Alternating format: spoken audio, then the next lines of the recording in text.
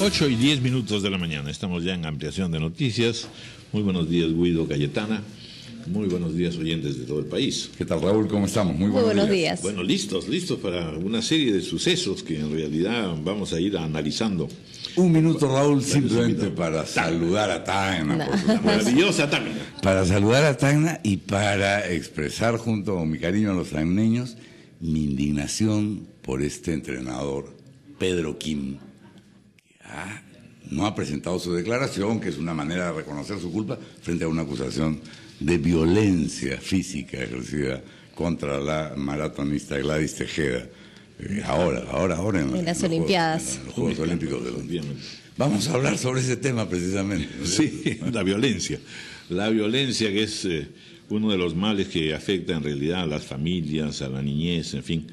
Nuestra invitada es la doctora Marta Santos País, representante especial de Naciones Unidas sobre violencia contra la niñez. Viene al Perú para participar en el Encuentro Internacional sobre Violencia Infantil. Es una autoridad, en realidad, por largos años de actuación, y no solamente en el sistema de Naciones Unidas, sino anteriormente en una ONG también muy importante, Innocenti. Bienvenida y muchas gracias por estar con nosotros. Muchas gracias, es una gran alegría estar aquí con vosotros. Muy buenos días. Efectivamente, el flagelo, sobre todo de la violencia ejercida contra los niños, sigue siendo un problema muy serio. Y hay intentos de explicaciones de toda índole. Muchos de ellos en realidad hacen referencia sobre todo pues a necesidades sociales o a rangos en la sociedad, pero en definitiva esta violencia no conoce ni culturas ni diferencias raciales. Es un mal generalizado. ¿Cómo explicárselo? Es verdad que antes de más es un fenómeno que no discrimina a nadie. No tiene limitaciones por la edad de los niños. Bebés muy pequeños son víctimas de violencia, adolescentes son víctimas de violencia, niñas y niños, en lugares de personas que tienen muchas dificultades económicas y sociales, pero también en contextos sociales más desarrollados, donde se podría esperar que el apoyo de la educación podría ayudar a encontrar soluciones que no hicieran recurso a situaciones de violencia. Es un fenómeno global. Lo dramático es que encontramos la incidencia de la violencia en todos los países del mundo. En general, consideramos que cada año entre 500 millones y 1,5 billones de niños son víctimas de alguna forma de violencia física, por ejemplo, golpes por los que se ocupan de la niñez, profesionales o miembros de la familia, también violencia psicológica, que no deja no se puede ver, pero de todas formas se va a quedar muy profundo en la vida de los niños. ¿Qué explicación hay para esto? ¿Es un incremento que también viene con la sociedad contemporánea o no? Yo recuerdo un análisis que se hacía con respecto a la idea de niñez. En la Edad Media no existía la idea de niñez, no había. El niño era un hombre pequeño y en consecuencia se podía tratárselo como un hombre finalmente o uno mayor de edad. Exactamente, una etapa en transición para ser un ente responsable y reconocido por la sociedad cuando atinge la mayoría. Y yo creo que es un problema fundamental, es el reconocimiento que lo que se hace el niño es para su bien, se está disciplinando, se está educando. Se pasó en el pasado, no hizo nada de mal, por eso, ¿por qué no repetirlo? Lo grave es que, a pesar de que usted dice que es un fenómeno global, Marta, en nuestro país se da en todos los sectores sociales, efectivamente, pero además es una práctica común, socialmente aceptada. Y que no está sancionada o castigada por la ley. Por la ley. Bueno, es aceptada por la sociedad en todos los países, pero en realidad el rol de la ley es fundamental. Y gracias por tocar ese punto. Ese es un motivo por lo cual yo decidí que sería importante hacer esta reunión internacional que estamos organizando en Lima, aquí mismo. ¿Y por qué? Porque Perú ha ratificado la Convención sobre los Derechos del Niño de Naciones Unidas hace muchos años, y una de las obligaciones que decorre de la Convención es justamente la adopción de medidas legislativas que puedan concretar a nivel nacional los principios de la Convención, y uno de ellos momentos es la prohibición total de todas las formas de violencia contra la niñez. Violencia física, violencia psicológica, violencia sexual, incluso en el seno de la familia. Y yo tengo mucha esperanza que Perú pueda dar un paso adelante en este tema. ¿Por qué? Porque en este momento existe ante la Comisión de Justicia del Congreso una propuesta muy importante de cambio del Código de Infancia de niños y adolescentes, y es una gran oportunidad para que Perú se pueda añadir a los otros 33 países que en el mundo tiene una medida de este tipo. Pero es importante que la medida sea la mejor, o sea, que no sea simplemente simbólica.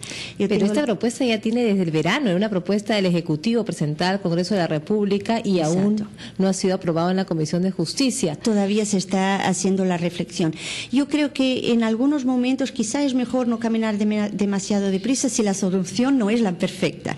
¿Por qué digo esto? Porque será muy importante que la prohibición en la ley tenga un lenguaje claro para todos de que no es permitido, no es tolerable pegar a los niños, aunque se justifique que es para su bien, en el contexto de la familia, de la escuela, de la comunidad, en instituciones donde la invisibilidad de la niñez es muy fuerte, donde no hay la posibilidad de monitorear cómo son tratados y cómo podrían ser apoyados. Pero de repente, más allá de la ley, en realidad lo que todos deberíamos ser conscientes es que si un niño es maltratado hoy, ese niño va a maltratar en futuro. Y por tanto, vamos, ¿no es cierto?, nunca vamos a salir de este círculo vicioso, porque al final, maltratado el niño, él va a maltratar a sus hijos y a su vez ese niño volverá a maltratar ya a los nietos. Exactamente. Lo que reconocemos por investigaciones hechas en muchas partes del mundo es que el niño, incluso que es testigo de violencia, por ejemplo, violencia doméstica, ¿no?, que ve a su madre ser víctima de malos tratos, va a replicar, porque ese es el modelo que asiste, el modelo que le dan de considerar tensión, conflicto, no le dan otras soluciones. Pero lo que es importante es que hemos reconocido por tanto trabajo hecho en todas partes del mundo que no tiene que ser así. Cuando se apoya a las familias para que puedan saber cómo conducir a sus hijos, darle el mensaje adecuado en cada momento, para que hagan lo que es cierto, para premiar cuando hacen cosas buenas, no simplemente para punir cuando algo no es perfecto, alcanzamos un cambio de actitudes y alcanzamos un cambio de conductas. Hay varios aspectos ahí a considerar. Voy a mencionar uno primero, que es en verdad si el modelo de conducta de la familia para con los niños y de los empresarios y de los educadores, etcétera, es el mismo para todo el mundo. De repente estamos pensando solamente en un sistema, ¿no es cierto? Yo recuerdo, por ejemplo, un estudio que se señalaba que los niños que vienen detrás de la espalda de la madre colgando no están indefensos, no se pueden mover, eso no es bueno. Pero en realidad ese niño está viendo la naturaleza de una manera excepcional y sintiendo a la madre muy cerca, del calor, ¿no es cierto? Entonces, el modelo de familia y el modelo de institución educativa donde se cometen barbaridades, y finalmente el otro tema, que es el de la supervivencia, es decir, el terreno económico, que conlleva un tipo de trabajo infantil que no es necesariamente tan explotador, aunque también se da lo otro. Frente a todas esas cosas se supone que deben haber estrategias más específicas en las naciones y en las sociedades. Claro, dependiendo del contexto de que estamos hablando. Claro que para nosotros siempre hablamos mucho de la familia, porque es en la familia que el niño se va a desarrollar. Padres y madres tienen un rol decisivo, central, y todos quieren el mejor para sus hijos. Pero muchas veces no tienen el apoyo necesario para saber cómo apoyar a sus hijos. Cuando pensamos en un bebé que llora muchísimo, ¿no? Los padres llegan a casa cansados de su trabajo, frustrados de su vida, y el niño no para de llorar y ya no saben qué hacer, y tantas veces violentamente lo van a movimentar, con riesgos de afectar al desarrollo del cerebro del bebé.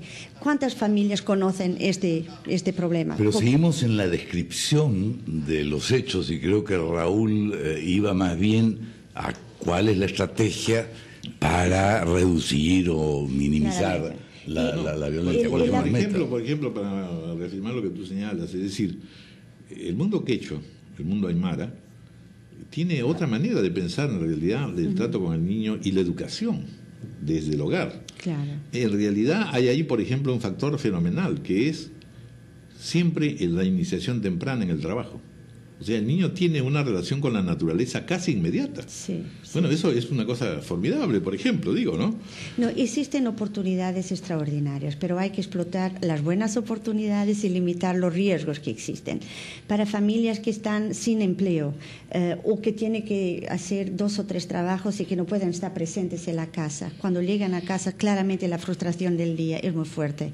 Y cuando el niño hace algo que no es correcto, la tentación puede ser de golpear al niño, quizá sin darse cuenta de las consecuencias, que son muy largas en la vida del niño y pueden ayudar a replicar la violencia en el futuro.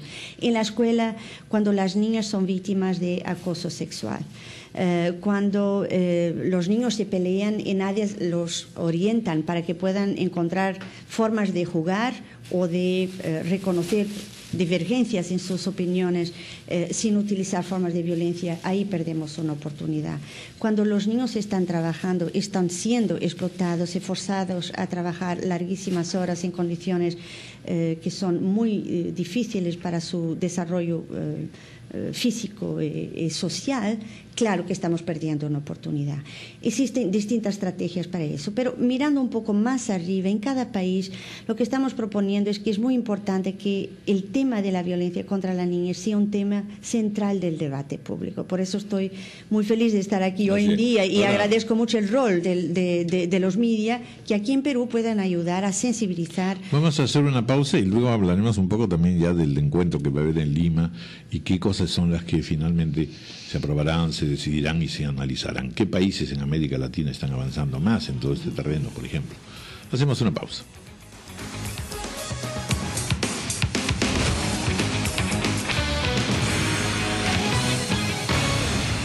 Cuéntanos un poco detalles ahora del encuentro.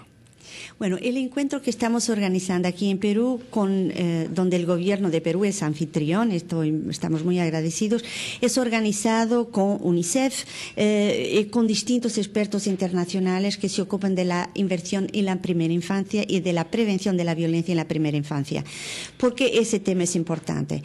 Porque es el inicio de la vida del niño, es también el inicio de la vida de parejas que asumen una responsabilidad muchas veces sin tener una orientación de cómo ocuparse de sus hijos y pueden beneficiar de un apoyo desde esos primeros días para garantizar que van a educar, a disciplinar y a apoyar, a estimular a sus hijos de la forma más positiva posible. El encuentro intenta identificar problemas que persisten en el mundo. Los niños más pequeños están muy invisibles en el contexto de la familia o de instituciones de protección a la infancia, donde en ese caso estarán extremadamente invisibles, donde los profesionales podrán no tener la capacitación necesaria para saber cómo ocuparse de esos niños, donde no existen mecanismos de monitoreo para intervenir en caso en que los niños puedan ser víctimas de violencia. Entonces estamos subrayando los problemas. Pero yo quisiera alejarme por un minuto de la infancia para volver a ella, porque el caso de este entrenador surcoreano, Pedro Kim, que ha ejercido violencia física contra su discípula, digamos, o la persona cuyo entrenamiento le habían encargado, es algo que se produce mucho en la práctica deportiva. Es decir, en general en los deportes la exigencia suele ser... La expectativa es muy alta. Muy, lo hemos visto en el caso de las gimnastas, en fin. Y entonces yo quisiera ver cómo quizá ahí habría una primera semillita que sembrar entre quienes están encargados de la práctica deportiva, del entrenamiento, profesores de educación física, no sé, se me ocurre, hay una relación. Claro, eso es claramente también un tema muy importante, de que no se ha hablado. O sea, se habla del apoyo al desarrollo físico y la capacidad esportiva de niños y niñas y adolescentes. Pero es un contexto donde abusos físicos y también abusos sexuales tienen una presencia muy fuerte y muy invisible. Se tendrá que hablar de eso. Pero cuando los niños están siendo entrenados en el contexto deportivo, claramente que tienen una voz que pueden hacer escuchar por otros. Cuando hablamos de un bebé, cuando hablamos de niños de 2, 3 años, de 4 años, que tiene el momento más decisivo para el desarrollo de su cerebro, de su relación social, de su capacitación de ganar confianza en la vida, y no se desarrolla el inseno adecuado para que puedan crear esa alegría de crecer, ahí estamos cortando oportunidades para el futuro de esos niños, niñas y futuros adolescentes. Pero quizás ahí tendríamos que comenzar con el tema de nutrición, en primer lugar, porque es ya un niño desnutrido, importante. ya en realidad la sociedad ha ejercido violencia sobre él porque no va a tener las mismas condiciones que los demás. Claramente. La nutrición, que es una prioridad en Perú, es seguramente una dimensión fundamental. ¿Por qué? Porque si pensamos en el rol de la madre que da leche con su pecho a un bebé, crea una relación muy fuerte de acompañamiento, de seguimiento, de estimulación al bebé, que va a ayudar a crecer en su relación social. Por ejemplo, justo para tomar una dimensión del contexto de nutrición en los primeros días, meses, años de vida.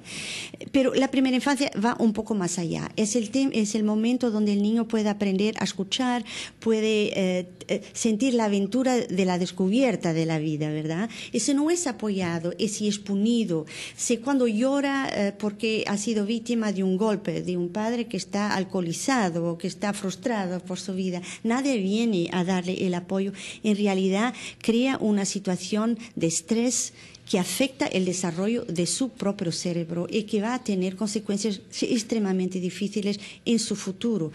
Discapacidad, imposibilidad de relacionarse con otras personas, dependencia de instituciones sociales, y además va a replicar en el futuro, cuando será adulto, con mucho grande riesgo, situaciones de violencia a su pareja, a sus hijos. Entonces, pero además tiene un costo económico muy fuerte, porque el apoyo de los servicios de salud, de acompañamiento de un psicólogo para los niños que son testigos de violencia o que son víctimas directas de violencia en los primeros años de vida, tiene un costo para todas las naciones. Entonces, nuestra reunión está hablando justamente de todas estas dimensiones, pero también nos está hablando de programas que ya han alcanzado cambiar esta situación. Programas donde las parejas que esperan su primer hijo van a ser acompañadas con visitas periódicas de enfermeras, de profesionales de salud o del sistema social del país, y que van a dar la orientación, el apoyo y la confianza a los padres y madres necesaria para que puedan caminar sin el riesgo de violencia, y donde la reducción de la incidencia de violencia en algunos casos ha sido de cerca de 50%. Entonces, queremos dar a conocer estas iniciativas positivas y exitosas para que no pensemos, no podemos hacer nada, cada uno de nosotros puede hacer la diferencia. Se puede volver al tema de los profesionales de toda forma. Yo creo que ese es un tema muy importante. No solo el entrenador, claramente que tiene un rol fundamental, pero si pensamos en las personas que trabajan en una guardería, ¿no?, que acompañan, que reciben con una sonrisa o de ninguna forma con una actitud muy seria y muy poco amiga, los niños que entran cuando inician su proceso de preparación escolar, ahí tenemos una oportunidad. Si no damos capacitaciones a esos profesionales, pueden tener buena voluntad, pero quizás están perdiendo oportunidad de identificar riesgos de violencia que viene de la casa o en el camino de la casa a ese centro. Entonces, lo que estamos concluyendo en nuestras discusiones es que tenemos que reforzar esta alianza muy amplia entre gobierno, sociedad civil, profesionales y también los niños, los propios niños. Ayer tuvimos la presencia de dos niños, un niño de Perú y una niña de Paraguay, y muy interesantemente nos han dado 2 o 3 mensajes muy importantes que quería compartir muy brevemente. Uno es el hecho que esperan una solución de nosotros los adultos, de nosotros autoridades internacionales, nacionales, están muy impacientes, ¿no? Segundo, que ven la persistencia de la violencia como una forma de respetar su existencia como personas, no, como decíamos hace un poco, como personas en transición, ¿no?, para el futuro. Tercero, que están viendo la violencia como un modelo de vida que les está siendo transmitido y que no les parece cierto, ¿no? Y finalmente, que a promover estrategias y políticas públicas es muy importante no olvidar la situación de los niños que están en las zonas rurales, en las zonas más alejadas, donde la comunicación no llega, la capacitación de profesionales es muy limitada, donde centros de atendimiento no existen. para que sea un apoyo universal a todos los niños. Yo creo que si seguimos esta agenda de los jóvenes, ¿no? Estamos caminando, ¿cierto? ¿no? Muy bien. Bueno, muchas gracias, doctora Marta Santos Páez, y que salga muy bien la reunión, que tenga éxito. Muchísimas gracias. Son las 8:32 de la mañana, vamos a hacer una pausa. Luego vamos a estar con nosotros Hernando de Soto, el doctor Hernando de Soto, director del Instituto Libertad y Democracia.